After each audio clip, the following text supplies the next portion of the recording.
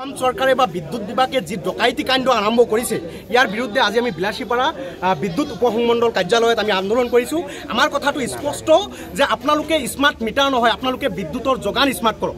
আৰে এতিয়ালৈকে বৰষুণ পৰিলে এদিনলৈকে কাৰেণ্ট নাথাকে, বিদ্যুতৰ যোগান ধৰিব নোৱাৰে। আপোনালোকে 24 ঘণ্টা আপোনালোকৰ বিদ্যুৎ যোগানৰ প্ৰতিশ্ৰুতি ক'ত গ'ল?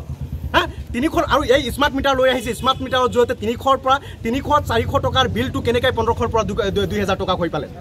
আমাৰ কথাটো অতি স্পষ্ট।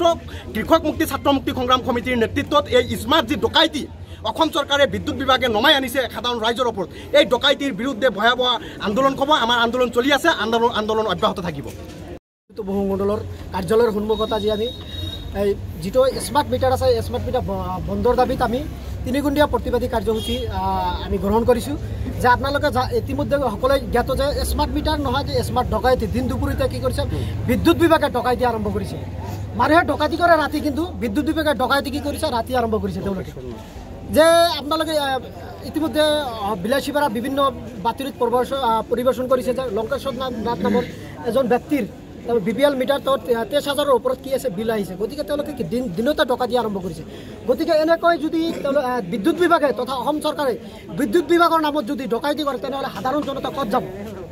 যি সময়ত সাধাৰণ জনতাক চৰকাৰে নিৰাপত্তা দিব লাগে, সেই সময়ত চৰকাৰে কি কৰিছে দিন দুপৰীতে তেওঁলোকে অৰ্থনৈতিকভাৱে কি কৰিছে ডকাইতি আৰম্ভ কৰিছে। গতিকে আজি আমি দাবী উত্থাপন কৰিছোঁ অতি শীঘ্ৰে স্মাৰ্ট মিটাৰ বন্ধ কৰিব লাগিব, অন্যথাই আমি ৰাজপথ উত্তাল আৰু গণতান্ত্ৰিকভাৱে আমি উত্তাল কৰিবলৈ বাধ্য হ'ম।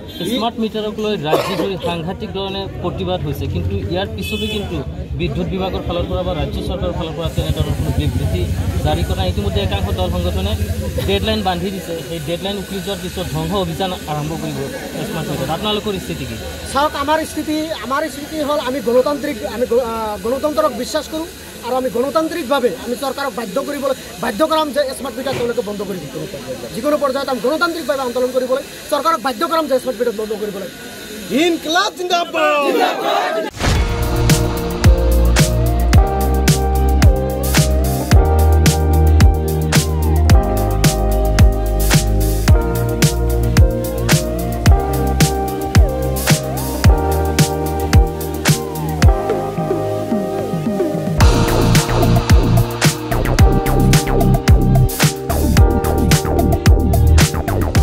প্ৰয়োজন হৈ আছিল নেকি ফাৰ্নিচাৰ? যিকোনো ধৰণৰ ফাৰ্নিচাৰেৰে ভৰপূৰ মোহিনী ফাৰ্নিচাৰ্ছ এণ্ড হোম ডেকাৰ, য'ত আছে ইনষ্টলমেণ্টৰ সুবিধা, লগতে পাব আকৰ্ষণীয় offer. Sofa, dining table, bed, mattress, wallpaper, office furniture, painting and home automation, modular kitchen, interior ডিজাইনকে ধৰি সকলোখিনি উপলব্ধ। গতিকে দেৰি কিহৰ? আজিয়ে যোগাযোগ কৰক 9678538081 অথবা 9085595514 নম্বৰত। ঠিকনা VIP road, magazine, opposite royal palace, বিভাগ ভৱন, গুৱাহাটী।